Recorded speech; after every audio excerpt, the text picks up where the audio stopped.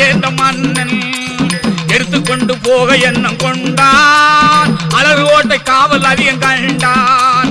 அவனும் எடுத்து செல்ல ஆகவே இல்லை, அவனும் எடுத்து செல்ல ஆகவே இல்லை.